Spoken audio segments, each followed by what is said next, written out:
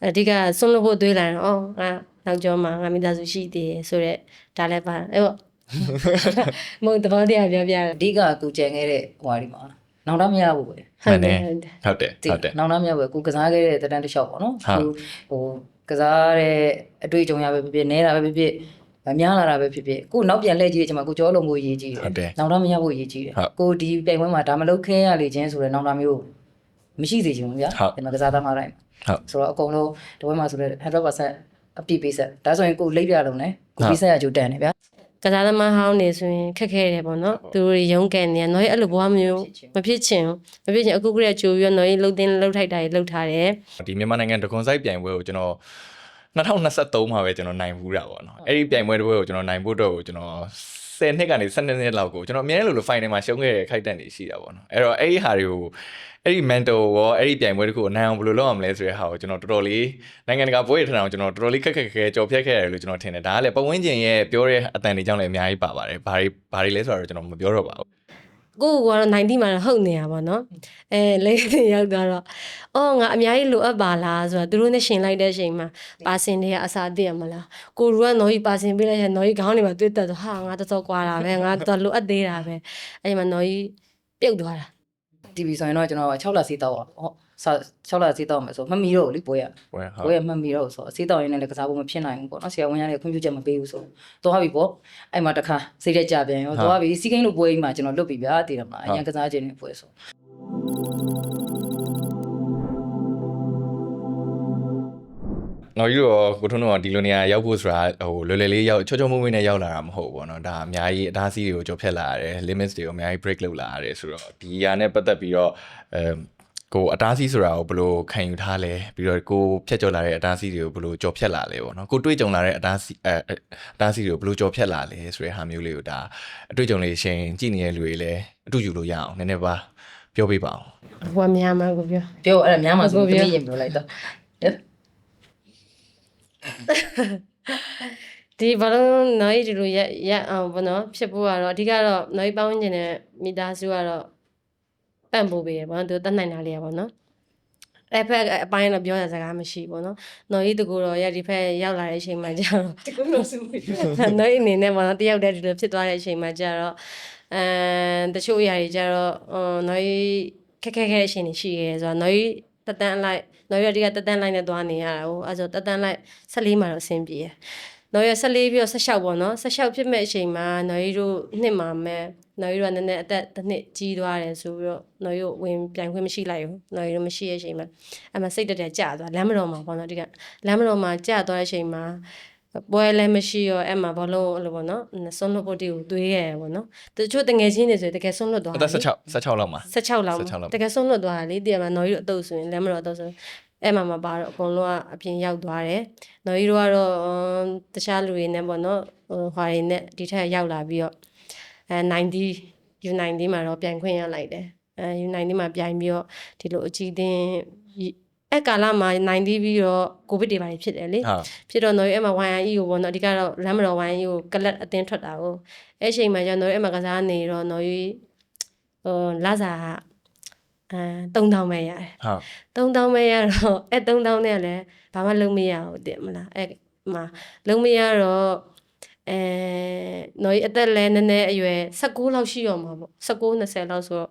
ကိုကလည်းအဲ့3000နဲ့ဘာလုပ်တော့မှာလဲဆိုအသွေးရဝင်လာပြီဝင်လာတော့အဲ့ချိန်မှာ YE ကလည်းထွက်ချင်တယ်တခြားကန့်လန့်တဲ့အတင်းလည်းရှိရပေါ့နော်နော်ကြီးတို့အဲ့ချိန်မှာကိုဗစ်ကာလမှာနော်ကြီးတို့ခက်ခဲနေနေရှိခဲ့တယ်ပေါ့နော်တချို့ဆိုရင်အခုနော်ကြီးတငယ်ချင်းဆိုရင်ပြည်ပတွေမှာတွားပြီးအလုပ်လုပ်နေရတယ်ဘောလုံးသမားတွေနော်နော်ကြီးနဲ့ရှေ့အဲ့လိုပေါ့ထွက်သွားတယ်လူရှိရပေါ့နော်အမှနော်ကြီးကလတ်တင်မြောက်ရီမှာရောက်သွားတယ်ပေါ့မြောက်ရီကနော်ကြီးဝယ်လိုက်တာပေါ့နော်ဝယ်မြောက်ရီမှာရောက်တယ်အဲ့ချိန်မှာနော်ကြီးဆရာဦးတင်လက်ထက်တယ်လို့နော်ဆရာဦးတင်လက်ထက်မှာမဟုတ်ဦးတင်လက်ထက်မှာမဟုတ်90မှာနော်ကြီးလက်ရွေးစင်ပမာဏခဏအရွေးခံရတယ်အရွေးခံရလိုက်တဲ့အချိန်မှာဗာလဲဆရာဝင်းသူလက်ထက်မှာအဲ့ချိန်မှာနော်ကြီးပထမဆုံးလက်ရွေးစင်ဖြစ်တော့ကိုကတော့90မှာတော့ဟုတ်နေတာပေါ့နော်လက်ရွေးစင်ရောက်သွားတော့ငါအများကြီးလိုအပ်ပါလားဆိုတော့သူတို့နဲ့ရှင်လိုက်တဲ့အချိန်မှာပါစင်တွေကအစာတည့်ရမလားကိုရူကနော်ကြီးပါစင်ပေးလိုက်ရင်နော်ကြီးခေါင်းတွေမှာတွေ့တက်ဆိုဟာငါတော်တော်ကွာတာပဲငါတော်လိုအပ်သေးတာပဲအဲ့ချိန်မှာနော်ကြီး ပြုတ်သွားတာမန္တလေးမှာလေထွေနေစင်းတဲ့အချိန်မှာပြုတ်သွားတဲ့တငယ်ချင်းက90အတုတ်ကကြတော့မန္တလေးသိပ္ပံဆိုသူကသိပ္ပံမှာကြံခဲ့မန္တလေးမှာကြံခဲ့နော်ရဲ့အချိန်ဝမ်းတဲ့အချိန်တစ်ချိန်ရှိတယ်အချိန်မှာနော်ရန်ကုန်ပြန်လိုက်ရအကိုရောအဲ့မှာကိုရလာမှသွားမှာအကိုရောအဲ့နော်တယောက်တည်းပြုတ်တဲ့လူတယောက်တည်းမှာနော်တယောက်တည်းအကိုနဲ့သူပါလာအဲ့ချိန်မှာနော်ကြီးက90မှာအဲ့တော့စာတင်ပေးရနော်ကြီးတို့စာလည်းမတင်ချင်းတော့အဲ့ချိန်မှာနော်ကြီးအရင်ဝမ်းနေပြီးအိမ်ပြန်မယ်လို့ရှင်းရှင်းလင်းလက်မဖြတ်ပေးလို့အမဖုန်းဆက်တာနင်းကရှင်းရှင်းဖြတ်ပေးလို့ငါအိမ်ပြန်လာမှလို့ငါမခံစားနိုင်တော့ဘူးအဲ့ချိန်နော်ကြီးတော်ဝမ်းနေတယ်မလားအဲ့ချိန်ပြုတ်ပြီးတော့ဥတင်လက်ထက်မှာအကိုတို့ပြောလိုမျိုးပဲနော်ကြီးနေရရဖို့ပေါ့နော်အဓိကဒီ23ဆို23လောက်ထပ်ပါဖို့နော်ကြီးကိုကြိတ်ပြီးလုပ်ရတယ်ပြီးတော့အဲ့မတိုင်ခင်နော်ကြီးဘာရှိလဲဆိုနော်ကြီးအရှိမလည်းပြုတ်ခဲ့ဘူးတော့ပေါ့နော်နော်ကြီးအဲ့မှာပမာဏစင်းမှာပါရတဲ့အချိန်မှာတငယ်ချင်းတယောက်ကစလို့နောက်လို့နဲ့ပြောတာပေါ့နော်အဲ့ဒါမင်းနေရတဲ့အချိန်တိုင်ရင်းနဲ့ပြုတ်မှာပဲအဲ့လိုချိန်မှာစိတ်ကနည်းနည်းတည်မလားခုသွားထောင်းတယ်မခံချင်စိတ်ဖြစ်လားမခံချင်စိတ်ဖြစ်တာပေါ့နော် လုတ်ပြအဲ့လိုပေါ့အေးအဲ့လိုပြောတဲ့လူတွေငါကြည်တာအဲ့လိုပေါ့လုတ်ပြမယ်ငါပေါအောင်လုတ်ပြမယ်အဲ့လိုပေါ့နော်အဲ့ချိန်မှာလုတ်တဲ့ပမာဏပါတဲ့ချိန်မှာကိုဗစ်တွေလည်းဖြစ်လိုက်သေးတယ်အကိုဗစ်ကာလမှာပဲနော်ကြီးလေနှစ်ချိန်တောင်ဖြစ်တယ်လေနော်အကိုဗစ်ဖြစ်ကိုဗစ်ဖြစ်ရင်လည်းဟိုအဓိကတော့အငယ်ဖြစ်လို့လားမသိပါဘူး training လုပ်ရတယ်ပေါ့နော်ကိုကလည်းအခန်းမှာပိတ် academy မှာကိုဗစ်ဖြစ်တဲ့2ယောက်တွဲထားတာဟိုဘယ်ဒီရရိုက်ပြီးတော့အကိုပြောလိုမျိုးပဲနော်ကြီးကိုပွဲမကစားရင်ပဲကိုကကြိတ်ပြီးတော့တယောက်တည်းလှုပ်တာတော့အဲ့လိုတောက်လျှောက်ကတော့ဒါဟိုလွယ်လွယ်လေးနဲ့ဒီနေရာကိုရောက်လာတာမဟုတ်ဘူးပေါ့နော်ဟိုတောက်လျှောက်ဘေးလူတွေပြောတဲ့ဟာတွေရောဒီအခက်အခဲရောကြော်ဖြတ်လာတာဆိုတော့ကိုမလာမြန်မှာကျွန်တော်များမှာဆိုတော့အားနာတယ်ပြောအောင်လို့ပြည့်ဆိုလူတိုင်းတော့သူ့အခက်ခဲနေသူပါပဲအများတန်းဟိုအဆင်ပြေပြီးကျွန်တော်ကိုလို့ဆိုပို့ဆိုးပါတယ်အဆင်ပြေပြီးရောက်လာကြတဲ့သူတွေနည်းပါတယ်ဟုတ်အဆင်မပြေတဲ့ဒါသူအတိုင်းဝိုင်းကနေလာကြတဲ့သူတွေများတယ်ဗျာတော်တော်ရုန်းကန်ကိုယ့်တဲ့အခြေအနေဆိုတဲ့သူတွေလည်းရှိမှာပဲအဲ့တော့တယောက်နဲ့တယောက်ကတော့မတူဘူးပေါ့နော်ကျွန်တော်ဆိုရင်တော့ဒါအဲ့လိုဘယ်လိုပြောမလဲကျွန်တော်ဆိုရင်တော့မမရရကကျွန်တော် injury နဲ့ပတ်သက်ပြီးတော့ပေါ့နော်အဲ့ဒါတွေကကိုယ့်အတွက်အတားဆီးဖြစ်ခဲ့လို့ထင်တာပေါ့နော်ကိုပြန်ပြီးရုန်းကန်ခဲ့ရတာပေါ့နော်အဲ့အခြေအနေတွေကကျွန်တော်2015မှာဒီအငယ်ခွဲလိုက်ရအဲ့ပထမဆုံးချိန်ပေါ့ပထမဆုံးချိန်အငယ်ခွဲလိုက်ရတဲ့အချိန်မှာကျွန်တော်တို့ပထမတော့3လလောက်ပဲဆရာဝန်ကခေရတယ်ပေါ့နော်ပြန်ကစားလို့ရမယ်ဆိုတော့ကျွန်တော်လည်းစပယ်ချပြီးခွဲလိုက်တာပေါ့နော်ဒါပေမဲ့တကယ်3လနဲ့မကောင်းမဲနဲ့ကျွန်တော်8လလောက်ထိကြာသွားတယ်ပြန်ကစားနိုင်မှုအတွက်တော်တော်လေးကိုရုန်းကန်ခဲ့ရပါတော့အဲ့အချိန်မှာဆက်စားချင်းပြန်ပြီးတော့8လလောက်မှပြန်လုပ်တဲ့အချိန်မှာလည်းကျွန်တော်အဆင်ပြေလားဆိုတော့မပြေဘူးကိုကိုအားမရဘူးပေါ့နော်ပြန်စားဖို့အတွက်ကအဆင်မပြေတော့အဲ့အချိန်မှာတော်တော်လေးကိုစိတ်ထက်ကြာသွားတာစိတ်ထက်ကြာသွားပြီးတော့မကစားခြင်းတော့ပေါ့နော်အဲ့မှာစပြီးကျွန်တော်စီလိုက်စင်စတက်လိုက်တယ်ထင်တယ်နီးပြတင်တန်းပေါ့နော်အဲ့မှာလူကပြန်လည်းမကစားနိုင်တော့ဘူးဆိုပြီးတော့စိတ်ကဖြော့ချပြီးတော့နော်တင်တန်းတက်မယ်ဆိုတော့ဆရာတွေကလည်းတက်ထားဘာဖြစ်တယ်ညာဖြစ်တယ်ဆိုတော့ကိုလည်းမကစားနိုင်သေးတဲ့ကာလမှာဆိုတော့ဒီတင်တန်းလေးတက်လိုက်မယ်ဆိုတော့အဲ့မှာစပြီးစီလိုက်စင်တင်တန်းစတက်တာပေါ့နော်တက်ပြီးတော့အဲ့ဒီခေါက်ကတော့ပထမဆုံးဖြတ်ချက်ချမိရပါတော့ဆိုတော့ငါမလုံနိုင်တော့တော့ထင်နေဆိုတဲ့ဟာမျိုးပေါ့နော်စိတ်တက်ကြောက်ရတဲ့အချိန်အဲ့ဒီအချိန်မှာပဲဆရာတက်လေသူပြန်ပြီးတော့ကြောက်ဝင်မဲ့အချိန်မှာပြန်ခေါ်တော့ပေါ့နော်ပြန်ခေါ်တော့မလုံနိုင်တော့ထင်တာမဟုတ်ဘူးမင်းပြန် try ကြည့်တေချာပြန်လုပ်ရမယ်ဘာညာလဲဆိုတော့ okay ဆိုပြီးတော့ပြန်လောက်တာပေါ့နော်အဲ့ချိန်မှာလည်းယုံကြည်မှုမရှိသေးဘူးပြောလို့ရှိရင်ကိုယ်ကလုံနေတာလုံနေရတယ်မလားအားမရဘူးပေါ့နော်အဲ့ချိန်မှာနောက်ပိုင်းကျတော့ကိုမှန်တာပဲသိရမလားပြောချင်တာအဓိကလူကစိတ်ပဲလေမလုံကြည့်သေးပဲနဲ့ကျွန်တော်စိတ်တက်ကြနေလို့မှပြန်လုံကြည့်ရမယ်ပြန် try ကြည့်ရမယ်ဆိုတဲ့ဟာမျိုးပေါ့နော်ဆိုတော့အဲ့မှာလည်းအကောင်းဆုံးပြန်ပြီးတော့ငါလုံနိုင်ရမယ်ဆိုတဲ့စိတ်ကိုပြန်ထည့်ပြီးတော့ပြန်လုံတာပေါ့ပြန်လုံပြီးတဲ့အချိန်မှာကျွန်တော်ပြန်ကစားနိုင်ကိုယ်ယုံကြည်မှုပြန်တည်ဆောက်လာနိုင်တယ်ပို့ပြီးတော့ကောင်းလာတယ်ပေါ့အဲ့ဒါပြီးသွားပြီးတော့နောက်တစ်ခေါက်ကပါ2018မှာကျွန်တော် TV ဖြစ်တယ်TV ဖြစ်တယ် TV ဖြစ်တဲ့အချိန်မှာလည်း TV ဖြစ်လို့ဖြစ်မှန်းလည်းမသိဘူးအဲ့ဒါပြားရတယ်ပိတ်နေပေါ့နော်အဲ့မှာတောက်လျှောက်ပြီးလဲပြီးရောအကန့်ဖြုတ်ပြီးပြန်တဲ့အချိန်မှာဘယ်လို့မှမသက်တော့အဲ့လက္ခဏာကြီးပြမယ်ကိုလည်းအဲ့ TV ဖြစ်နေမှမသိပြီးမှပြန်စစ်ကြည့်လိုက်တဲ့အချိန်မှာကျွန်တော် TV ဖြစ်တော့အဲ့စီးကိန်းသွားဖို့ဟိုလောက်ပဲလို့တစ်လလောက်ပဲလို့မှထင်တယ်2018စီးကိန်းပေါ့နော်အဲ့မှာပြီးလဲပြီးရော TV ဆိုရင်တော့ကျွန်တော်6လစီးတော့ပါဟုတ်6လစီးတော့မယ်ဆိုမှတ်မိတော့လေဘွဲရမှတ်မိတော့ဆိုစီးတော့ရင်းနဲ့လည်းကစားဖို့မဖြစ်နိုင်ဘူးပေါ့နော်ဆရာဝန်ကလည်းခွင့်ပြုချက်မပေးဘူးဆိုသွားပြီပေါ့အဲ့မှာတခါစိတ်တက်ကြပြန်ရောသွားပြီစီးကိန်းလို့ပွဲကြီးမှာကျွန်တော်လွတ်ပြီဗျာတည်တယ်မလားအရင်ကစားခြင်းနဲ့ပွဲဆိုအဲ့လိုဆိုတော့စိတ်တက်တော်တော်ကြပြီးတော့ပြန်သွားအိမ်ပြန်သွားပြီးတော့အဲ့လို နေတာပေါ့နော်နေပြီးတော့ TV ဆိုတာလည်းကျွန်တော်ပြောပြတာအဲ့စဖြစ်ချင်းမှာတော့ခံရတာဗောစေးတောက်တဲ့အချိန်မှာအဲ့တန်နေခံပြီးလည်းလူကောင်းလူပြန်ဖြစ်သွားဒါပေမဲ့ပိုးကတော့သူကလည်းသူရှိသေးရအောင်ကျွန်တော်6လဆို6လအပြည့်တောက်ရတာအဲ့ဒါပြီးမှကျွန်တော်ကပြန်ပြီးစစ်တဲ့အချိန်မှာ clear ဖြစ်လားမဖြစ်လားပြန်ကြည့်တာဟုတ်ဆိုတဲ့အချိန်မှာအဲ့မှာနီးပြရောဂျာကြီးလေအဲ့တော့သူကဘယ်လိုပဲဖြစ်ဖြစ်မကစားနိုင်နေရတဲ့သူခေါ်မယ်ဆိုပြီးတော့ပြန်ခေါ်တာပေါ့နော်ပြန်ခေါ်တော့ကျတော့ training တွေပါဒီမှာလည်းကျွန်တော်ပြန်လိုက်နိုင်တယ်ပြန်လုပ်နိုင်တယ်ဘာမှကျန်တဲ့ကြီးကြီးမားမားဘာမှမရှိဘူးပေါ့နော်ဆိုတော့အဲ့မှာလည်းအဲ့ဆရာဝန်တွေနဲ့ညှိပြီးတော့စေးတောက်ပြီးတော့ကစားမယ်ရတာဆိုတော့သူတို့ကတော့တာဝန်မယူဘူးပေါ့ပြောတယ်ဆရာဝန်တွေဘက်ကတော့တခုပြင်တော့သူတို့တာဝန်မယူဆို okay ရတယ်ကစားမယ်ဆိုပြီးတော့အနီးပြကလည်းခေါ်သွားတော့နော်ခေါ်သွားတော့ဟိုမှာလည်းအဲ့လိုပဲစေးတောက်ရင်းနဲ့ကစားတာပေါ့တေနဲ့တေပေါ့ဆိုပြီးတော့တည်ရမလားအဲ့လိုမျိုးအဲ့တခါအဲ့လိုပြီးတော့အဲ့ဟာလည်းအတားစီတစ်ခုပေါ့စိတ်တက်ကြခဲ့တာအချိန်လေးပေါ့နော်အဲ့နဲ့နောက်တိုင်းပြန်ပြီးတော့ကိုယ့်ကိုရုန်းကန်ရင်းနဲ့ကိုစိတ်ကိုပြန်တိဆောက်ညှဉ်းညူးပြန်တိဆောက်အကောင်းဆုံးပြန်ဖြစ်အောင်ကိုယ့်ကိုပြင်ဆင်ခဲ့ရတာပေါ့နော်နောက်တစ်ခေါက်ကကျတော့ဒီဒူပေါ့ဒီဒူအကျူဖြစ်တဲ့အချိန် အခုဒီဒလောတွင်းမှာပဲ ဟုတ်တယ်ပြီးခဲ့တဲ့နှစ်လောက်ကရှင်းနှစ်လောက်ကကျွန်တော်အဲ့ဟိုထိုင်းလီမှာကစားနေရင်နဲ့ထိုင်းလီမှာကစားနေရင်နဲ့အဲ့လိုတန်ရကြီးကြီးမားမားကျွန်တော်ဖြစ်တာမဟုတ်ဘူးဟိုထိခိုက်မိတာမဟုတ်ကျွန်တော်အသက်ရရောကျွန်တော်ကစားလာတဲ့အတန်းကြောင်လေးပါမှာပေါ့နော်ဒူးရဒန်အနေနဲ့ပေါ်လာလဲဖြစ်မှာပေါ့နော်အဲ့ချိန်မှာကျွန်တော်ဒူးစဖြစ်တ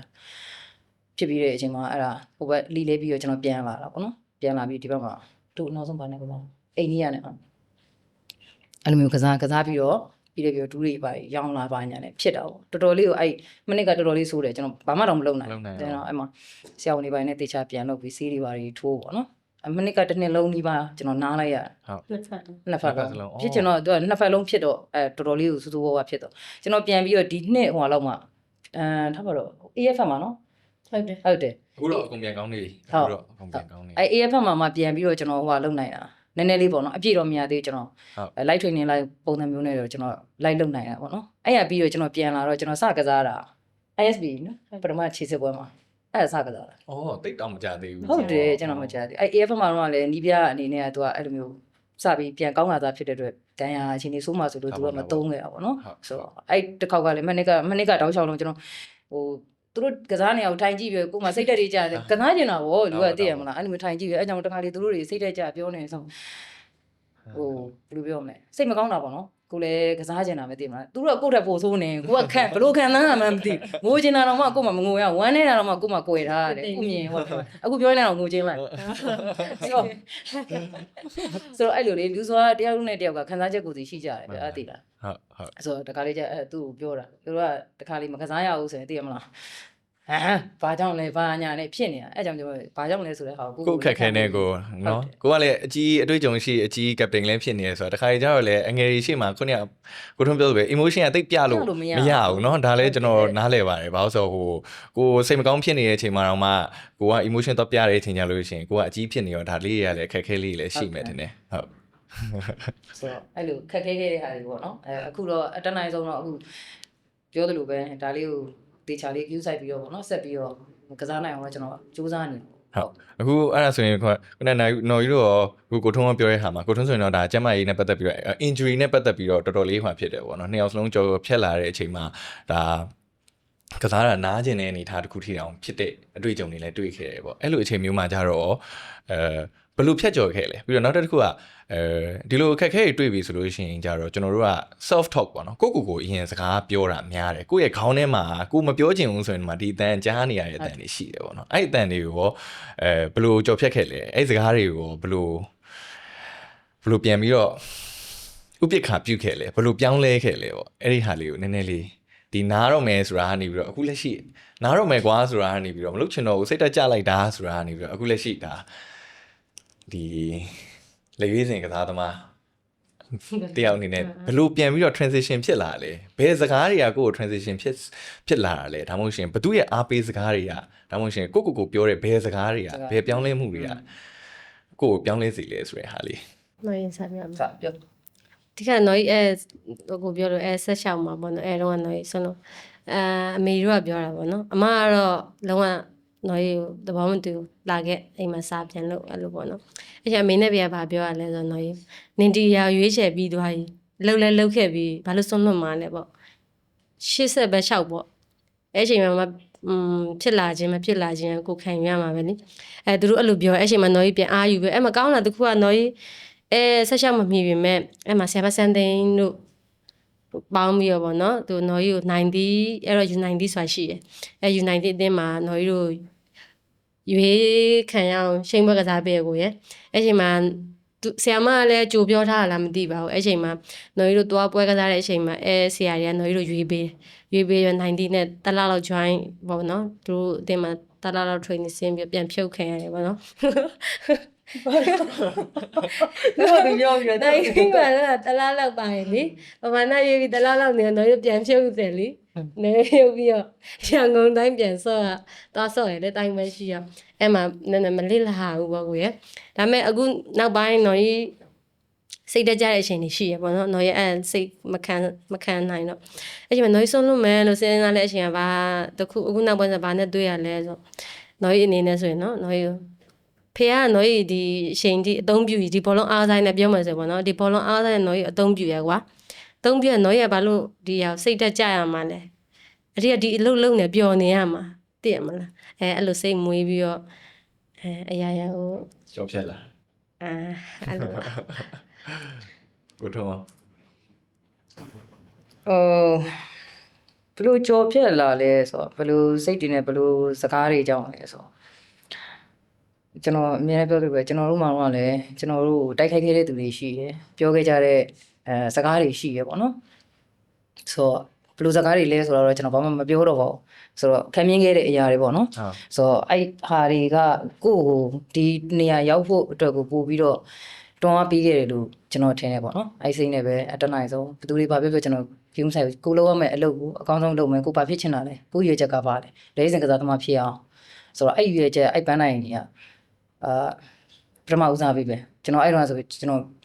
်စိတ်မှာပါလဲဆိုပထမဦးစားပေးရကျွန်တော်ရဲ့အလုပ်ဘောလုံးကစားခြင်းကျွန်တော်ရဲ့အလုပ်ပြီးရင်ကျွန်တော်မိပါဒါပဲကျွန်တော်ဘာမှမရှိဘူးဆိုအဲ့ခံယူချက်ပေါ့နော်အဲ့တော့ကျန်တဲ့ကြိုက်တဲ့သူတွေကျွန်တော်ဘယ်လိုပဲတိုက်ခိုက်ပါစေ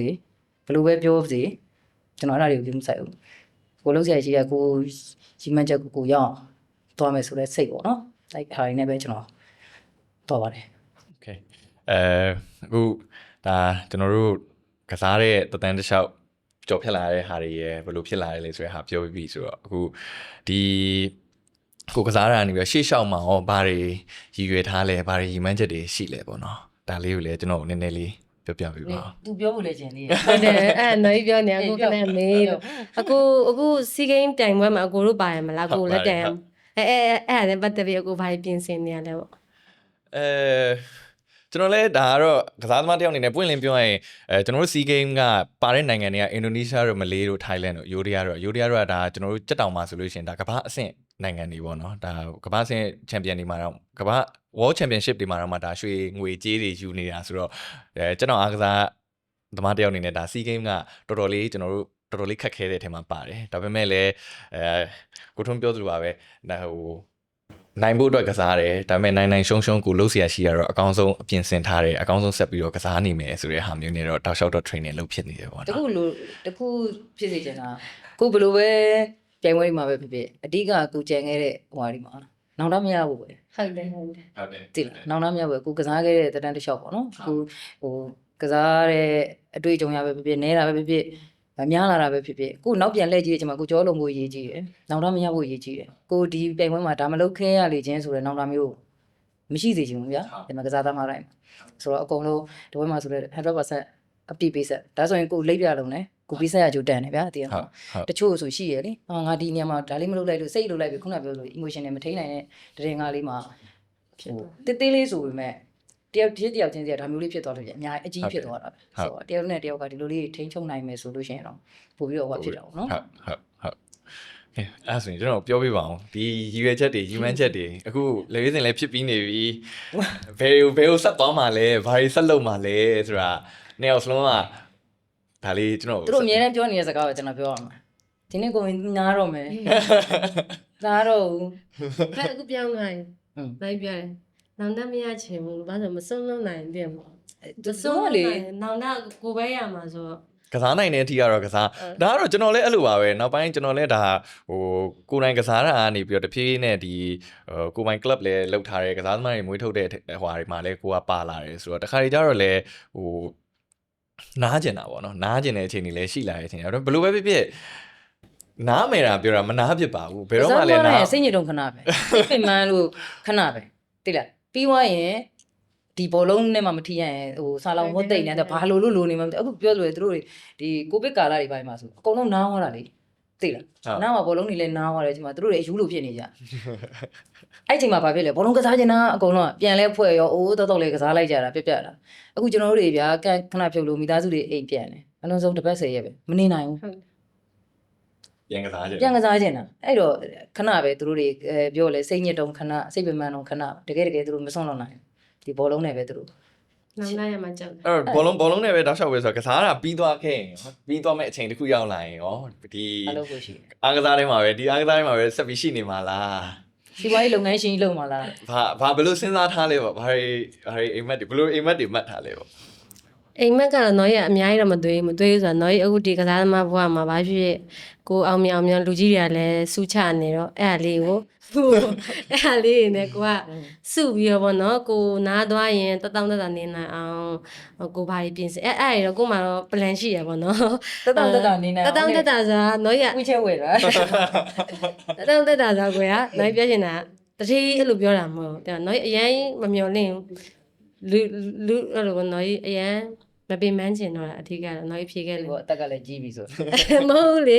ေဘလုံးလောကနာတချို့အခုနော်ဟိုပတ်ဝန်းကျင်မှာမြင်ရတော့နော်ဘလုံးအကိုတို့တည်းအကိုလည်းသိရပဲကစားသမားဟောင်းနေဆိုရင်ခက်ခဲတယ်ပေါ့နော်သူတို့ရုံးကန်နေနော်အဲ့လိုဘွားမျိုးမဖြစ်ချင်အခုကလေးကြိုပြီးတော့နော်လှုပ်တင်းလှုပ်ထိုက်တာလှုပ်ထားတယ်ဒီကစီဝိုင်းတခုတော့လှုပ်ထားတယ်ပေါ့နော်ဟုတ်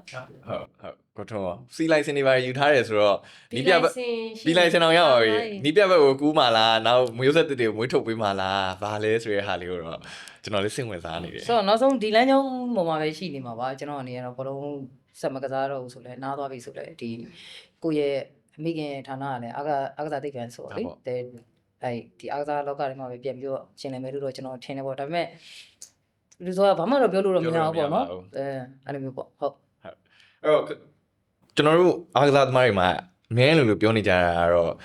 နိုင်ဖို့အတွက်ပဲကျွန်တော်တို့အကောင့်ထဲမှာရှိတာပေါ့နော်နိုင်ဖို့အတွက်ပဲစူးစမ်းနေကြတယ်နိုင်ဖို့အတွက်ပဲကျွန်တော်တို့လုပ်နေတာပေါ့တခါလေကျတော့လေ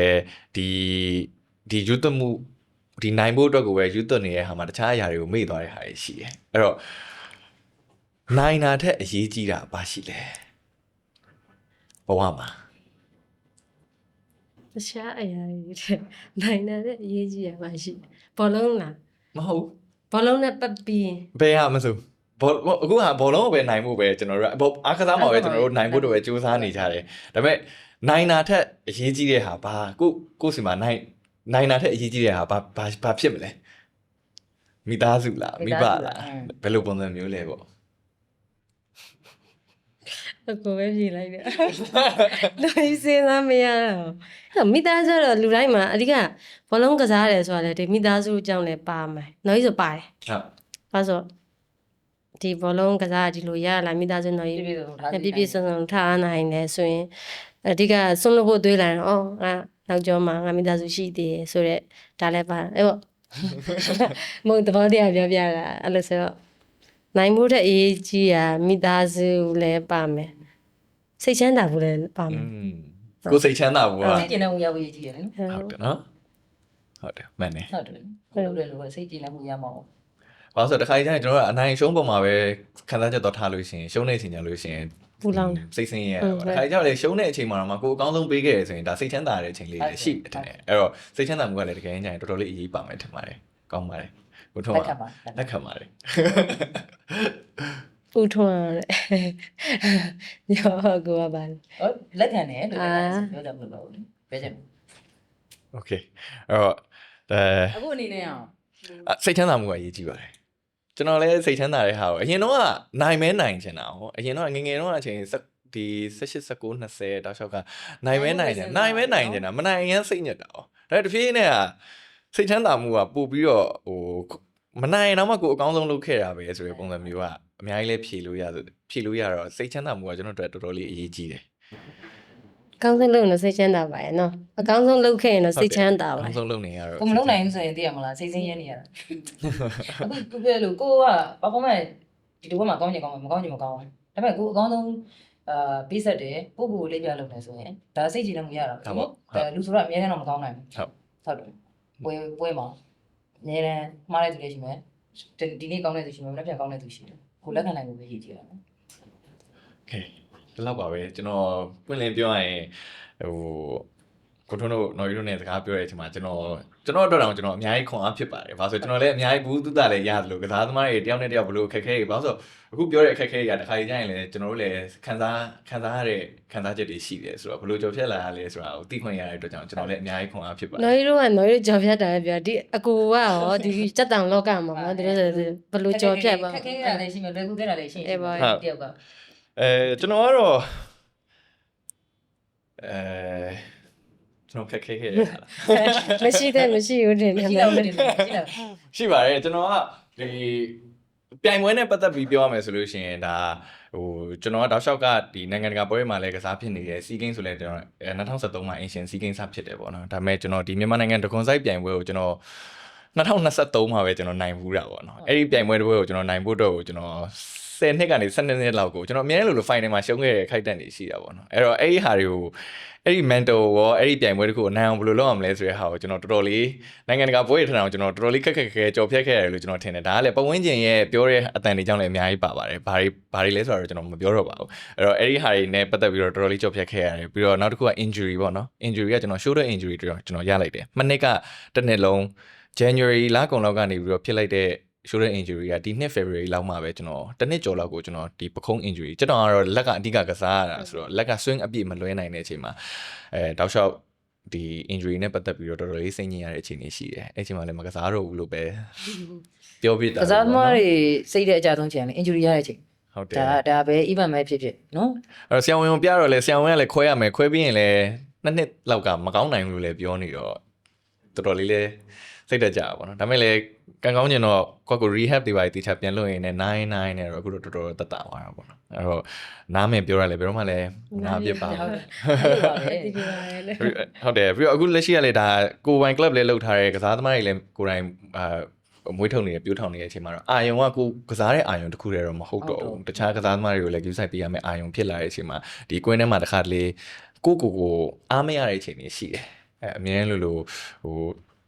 ကစားသမားဆိုကိုတယောက်တည်းအတွက်လှုပ်လာနေပြီးတော့ဒါအများအတွက်လည်းပြန်လှုပ်ပေးရတယ်ဆိုတဲ့အချိန်မျိုးမှာအားမရတဲ့ဟာတွေရှိတာပေါ့ဒါပေမဲ့လည်းဒီလိုချိန်မျိုးမှာဒါလက်ရှိရောက်နေတဲ့အနေအထားတစ်ခုကိုလက်ခံပြီးတော့ပဲလှုပ်နေတဲ့ဟာမှာသူတို့ငွေထုတ်ပေးတဲ့ဟာမှာလည်းအကောင်းဆုံးလုပ်ဖို့ကိုကွင်းထဲရောက်တဲ့အချိန်မှာလည်းကိုအကောင်းဆုံးလုပ်ဖို့ဆိုတဲ့စိတ်နဲ့ပဲလေ့ကျင့်နဲ့ဟိုအိုက်စိတ်ကတော့တစ်ဖေးနဲ့တော့အခုထားလာနိုင်ပါ ကြောင်းလဲလာ ဒါပေါ့ရင်းကျက်လာတယ်ဆိုတော့ နေနီးပြထင်တာဒီအပေါ်မြင်တော့ အော် ကစားသမားလို့မထင် အော် ပြောသလိုလေကျွန်တော် FOE မှာမှစပြီးတော့ဖြစ်တာလေဆိုတော့ကျတော့ရမိုက်တယ်အဲတောက်လျှောက်ပြိုင်ပွဲတွေမိုတီဖြစ်တယ်လို့တကယ်အဲ့ဟာကျွန်တော်တောက်လျှောက်ကြည့်တာကြည့်ရဆိုတော့အဲ့ဒီဟာပေါ့နောက်ဆုံးအချိန်ဒီပြိုင်ပွဲကိုစူးစမ်းနေတာကိုသဘောကျတာဗျာအတိလားသူတို့အဲ့လိုရုံးကန်လှုပ်ရှားပြီးတော့တင်မယ်ဒီဟာကိုနိုင်ဖို့အတွက်ကိုလုပ်နေတာချင်းချင်းနဲ့ကိုလောင်ဖြစ်တယ်တကယ်ပြိုင်နေတာဆိုတော့ခြေတော့ကောင်းတော့ပြိုင်နေတယ်အဲ့လိုချဲမယ်လို့ရတာကိုကြိုက်တာ ဟုတ်တယ်ပြောဖို့လည်းကောင်းပါတယ် သဘောကျတယ်အဲ့ဒါဆိုတော့အဲ့တော့အဲ့ season တစ်ခုလုံးကျွန်တော်ကြည့်တယ်နောက်ဟာလေးလည်းကြည့်ပါတယ်ဒါပေမဲ့အဲ့ season 1ကတော့ပိုကြည့်ဖြစ်တယ် ဟုတ် တောက်လျှောက်အဲ့မှာထူအောင်တော့ဟောတော့တောက်လျှောက်မကြည့်ဘူးလား အစအဆုံးအဲ့လိုတော့မကြည့်တက် အဲ့ တယ် main လေးတွေရောလေ main လေးတွေရောဟိုဖြစ်တာတော်တော်မိုက်တယ်အဲ့ကြောင့်ကိုယ်စိတ်တော်မှဒီဟိုဟာပြောဒီတခါလေးပွဲတွေဆိုရင်ဒီသိန်းနေအောင်ထားရကျွန်တော်ကြည့်ရတယ်ဘလောက်တွေဟိုဖြစ်လဲ အားကစားဝါသနာပါ တကယ်ကျွန်တော်အားကစားနည်းတိုင်းကိုအကုန်သဘောကျတယ် တခြားတော့ လက်ဝဲရလွဲပြီးတော့ ဘာခု လက်ဝဲတော့မကြိုက်ဘူး ဘာခုရမလဲ အခုသူနဲ့ပြိုင်မလားဟိုကခြေထောက်ထောက်တာ ဆက်တော့လေးလေးရမှာပဲလေ သိကြလားခြေထောက်ထောက်တာပြိုင်မှာကန်းချီမှာထောက်တာနော် လေးသိပါလေ တွေ့လား ချက်ပြီးရောလေ နောက်ဆုံးဖိုင်ထဲမှာလည်းရမယ်မှတ်တာ ဖိုင်နေဟို ရှင်နေမျိုးကြောင်းပေါ့ နည်းနည်းအသက်ကြီး ကျွန်တော်သိပါတယ်မပြောတော့ဘူးဟမ် ဖိုင်နေမှာဟိုနည်းနည်းအသက်ကြီးရဲ့ဘယ်လိုသူရသွားလားဘယ်လိုရ ဟုတ်သူတို့၄ယောက်လေ အော်၄ယောက်ရ စီစဉ်မှာ အော်အကိုလည်းရလား ရတယ် အော် သူတို့မပြိုင်တော့ဘူးအဲ့မှာအဲ့၄ယောက်လုံးပူးရဲယူလိုက်တာလေ အာ အကြောင်းမျိုးကြောင့် အကြောင်း ဒါပြတ်တာပါလေ โอเคဟိုပါဒါ ပြောရလဲတော်တော်လေးလဲပြည့်စုံနေပြီဒါကျွန်တော်လည်းအများကြီးဘူးသူတာရပါတယ်ဒါတော်တော်လေး စီး လဲ မှာပဲမြို့မှာလဲ ကျွန်တော်တို့ကဘန်ကောက်မှာပဲဘန်ကောက်ရဲ့မြို့ပြင်သားလေးမှာဖြစ်မယ်ထင်တယ်ဟုတ် တပယ်ရက်ဒီစားမှာလဲ ကျွန်တော်တို့ကရန်ကုန်ကနေပြီးတော့9ရက်နေ့ထွက်မယ် อ๋อ 9ရက်နေ့ဆိုကျွန်တော်တို့ပွဲစားမယ်အတင်းလိုက် ဟုတ် individual 17ရက်နေ့စားမယ်73ရက်နေ့ ပွဲ ဆို နေပေါ့ ဟုတ်73ရက်နေ့ဆိုတော့ကျွန်တော်တို့ပြန်ရောက်ပြီဘယ်တော့ဘောလုံးကဘယ်တော့ပြန်အောင်လဲမသိ စက်ခွန်ကျော်မှာ စက်ခွန်ကျော်မှပြန်အောင် อุสุเตยสกอนจอม final ကဘယ်နေ့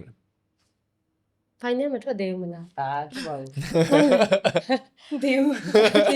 အဓိကအဲ့အုပ်စုကို အစီကျော်ဖို့အဓိကဆိုတော့ ဒါပါတဆင့်ချင်းစီပေါ့နော်ဒါကြော်စဉ်းစားလို့လည်းမရဘူးဆိုတော့ ကျွန်တော်တို့ကအဲ့လို အားပေးနေပါတယ်တကယ်ပွင့်လင်းဆုံးပြောတာပါကျွန်တော်ကိုယ်တိုင်လည်းဒါမြဲလို့ follow လုပ်ပါတယ် Facebook ပေါ်မှာလည်းကျွန်တော်ကြည့်ဖြစ်နေတယ်နိုင်လားနိုင်ဘူးလား ไฟเนี่ยတဲ့လာရဲ့လေကို လာအားပေးပါမယ်နောက်ဆုံးလာအားပေးလို့မရရင်တော့မှ တစ်ခေါက်တော့ပုံပြနဲ့တွေ့တော့လာပြောရလေသူစစ်တောင်မှာရိုက်ချင်လို့ရှိရင်ဟိုဟာ join လာ join ပါညာနဲ့ပြောကျွန်တော်ကလည်းအတင်းရတင်မှာအဲ့လိုခုနပြောလို့မနေ့ပိုင်းချိန်ရဂျင်ရညနေ training ရဆိုတော့ကျွန်တော်မှအားချိန်မရှိတော့အမှန်တကယ်ရိုက်ချင်တယ်စစ်တောင်မှာဖြစ်အရင်တော့ဆိုဟို table tennis တွေပါဆိုကျွန်တော်အားရင်ကစားရတယ်လေအဲ့ ကျွန်တော်ဘောလုံးကန်နေတာကျွန်တော်ဘောလုံးကြိုက်တယ် အဲ့လေကျွန်တော်တကလေး join အောင် လာကျွန်တော်ပြောလိုက်မယ်လေတရား ကျန်ဆိုအဲ့ဟိုစစ်တောင် player တွေနဲ့ကျွန်တော်ဘောလုံးကနေကစားကြမယ်လေကစားမယ်လေ တရားလောက်စုပြီးတော့ကျွန်တော်တို့ activity လေးပါ ချင်းရောက်မရောက်ဘူးနော်ဆိုတော့နောက်မှာမိုက်တယ် ဟုတ်တယ် ဆရာဝန်ထဲကျင် နဲဟုတ်တယ်အမှ ကွန်မန့် အခုအမဆော့နေ ဟုတ်ကျွန်တော် boss အော်ဟဲ့လားကျင်ပိုင်းကျင်အာ အဲ့အခုမကုံရဲ့တူမလေး ဒီပြင်းကြရဟာ ဟုတ် ရိတ်တယ်ဟောမယ်လေ တူလို့လားမတူပါဘူး စင်ပါတယ်နဲ့စင် ပြောတယ် तू ကပြောတယ်ဟွာတဲ့ဟော နားတာဟုတ်ကဲ့ပြောတယ် တော့သမီးပြောတာပြောမှလေ မပြောလို့လေမဆင်မကြရင်ဟောပြောမယ် ဆရာမကြရင်စိတ်ဆိုးလိမ့်မယ် โอเคအဲ့ဆိုလို့ရှိရင်တော့ကျေးဇူးအများကြီးတင်ပါတယ်ဒါကျွန်တော်တို့ချိန်ပေးပြီးတော့လာပြီးတော့ဖြည့်ပေးတဲ့အတွက်လည်းကျွန်တော်တောက်လျှောက်လဲအားပေးနေပါမယ်ဟိုပရိသတ်တွေကိုလည်းဘာပြောရချင်သေးလဲပြောရလို့ရပါတယ် ကျေးဇူးပါပဲလို့ပြိတ္တတဲ့တာဝန်ကြီးပါ သမီးတို့ပဲလူကတော့တယ် လောပါတော့တယ် ဒိတ်တွေလိုချင်နေတယ် ရှေးကိုရအောင်ယူဖို့ကြိုးစားပါမယ် အားပေးနေပါမယ်ကျွန်တော်တို့လည်းတောက်လျှောက် ကျွန်တော်လည်းအားပေးနေပါမယ် ဟုတ် နော် ဟုတ်စုံပါအောင်မယ် ကျွန်တော် ဒီကိန်းမှာလည်းကျွန်တော်တို့စုံပါမယ်ပြန်ရအောင်လည်းကျွန်တော်တို့တွေ့ပါအောင်မယ်